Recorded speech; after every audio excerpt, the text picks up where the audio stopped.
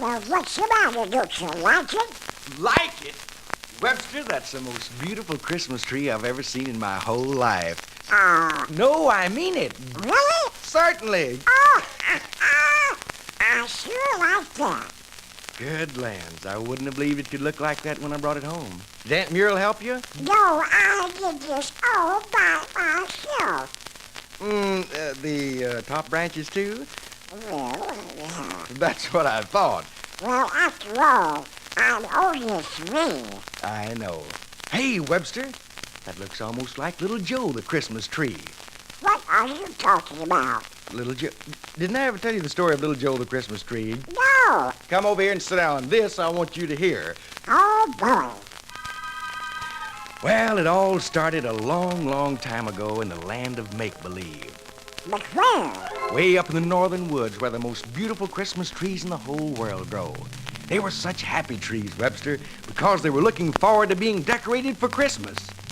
But one especially had dreams of being the most beautiful Christmas tree of all. I know who that was. That was Joe. That's right. But his little friends were afraid that he could never do this. Why? What's the matter with Joe? Well, Webster, he hadn't grown nice and straight like the other trees, and he didn't have nearly as many branches.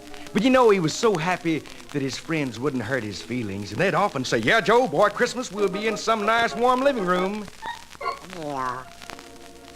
And finally, the day came when one morning a big truck entered the forest and the men gathered all of the trees but one. Little Joe found himself all alone. Oh. Well, as they started to leave, one of the men said, "Well, we might as well take this one, too." So he grabbed Joe by the trunk, and little Joe was so happy that he just turned loose to the ground.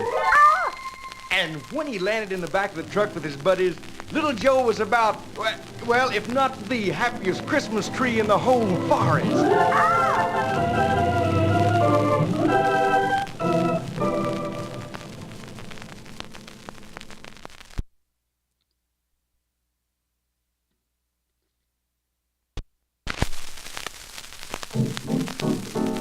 Here's what happened.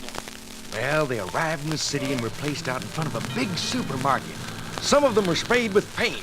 Gold, silver, white, why, even pink and blue. But little Joe said, no, I want to stay my own color, green.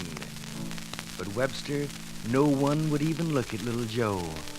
Oh, poor Joe. Well, you remember I told you he was kind of bent and crooked, and he didn't have just an awful lot of limbs either. But he still kept hoping that he would go to somebody's home and be decorated for Christmas. Hooray for Joe! But Christmas Eve came along, and again little Joe found himself all alone. This time on the sidewalk in front of a store.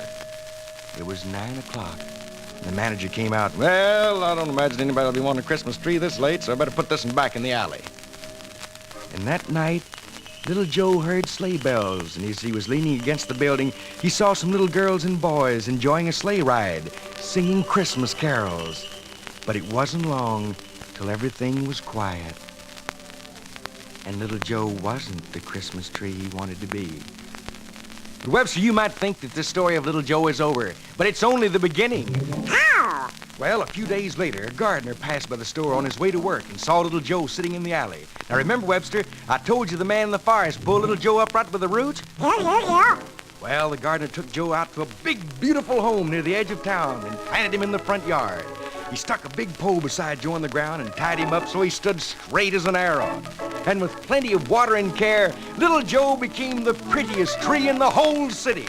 And do you know what? No, what? When next Christmas came, little Joe was so big, tall, and strong that the people living in the house decorated him with hundreds of beautiful Christmas tree lights. Red, yellow, green, white, and every color you can think of. And people came from miles and miles around just to see little Joe. Oh. No, Webster, he wasn't little Joe, the Christmas tree, for just 1 year, but for all time. His dream had really come true. Oh, I like that story. But wait, what do we say? In the land of make-believe, They all lived happily ever after. Did you Jingle bells, jingle all the way. Oh,